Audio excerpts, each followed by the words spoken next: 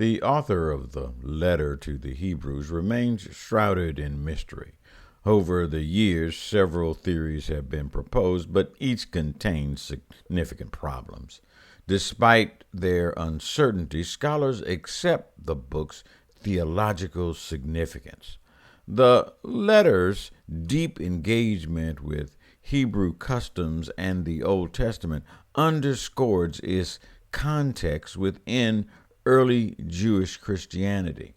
The central message of Hebrews is the unparalleled supremacy of Jesus Christ.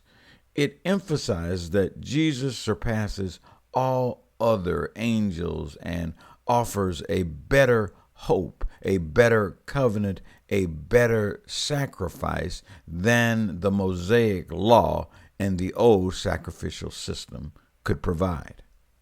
For modern Christians, the letter to the Hebrews challenges us to examine the idols in our lives, the priorities we have for our lives.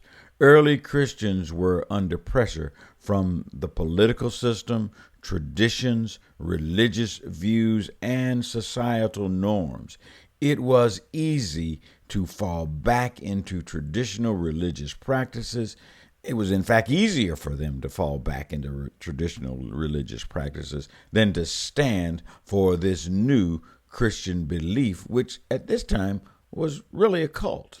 In this context, the writer provides a message of hope and encouragement to Hebrew believers, despite previous stern warnings. He reassures them that there is still hope for a fruitful, a faithful life that leads to inheriting God's promise. We can relate to them a little. Just remember a time when you seemed to be rejected by family or the religious establishment. Imagine being hunted by government in a situation where it seems that no one really understands or cares. So the writer reassures these believers, he reassures us that God sees and remembers their acts of love and service. It is a reminder that their efforts in ministering to others are valuable and seen by God. Our efforts are seen by God.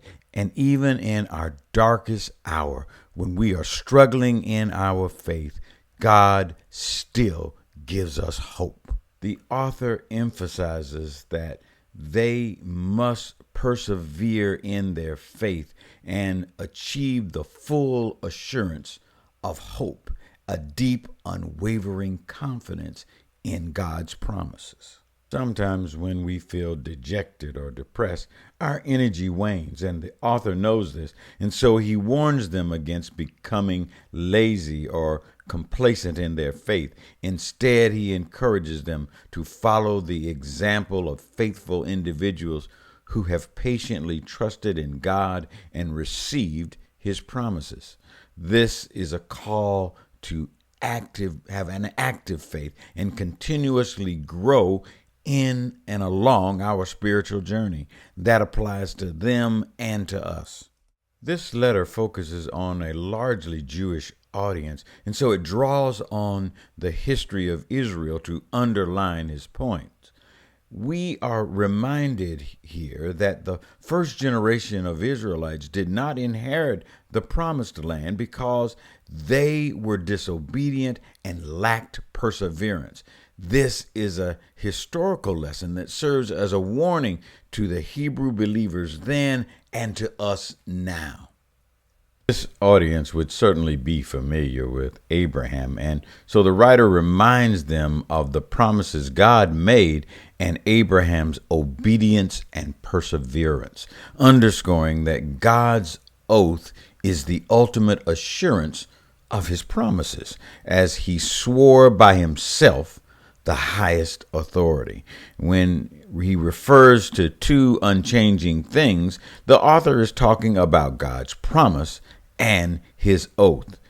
In a time when struggling, we all have doubts about the choices that we made that led us to this point. This letter highlights that they don't need to doubt, that God cannot lie, that he offers believers strong encouragement to trust in the promises of God. He gives them a reason to hope and persevere even through the challenges.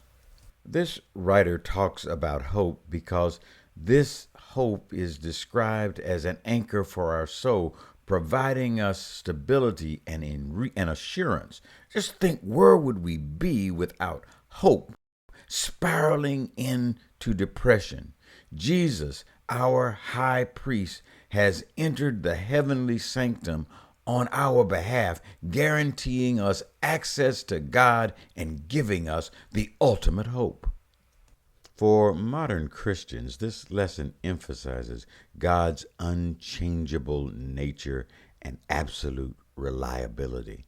We can trust his promise fully because they are backed by his unchanging character. By reflecting on the unchanging nature of God, we have hope and a reason to be patient and to be faithful, to trust in his promise, knowing that as we grow in our faith, that our relationship gets closer and God's relationship with us is unchanged.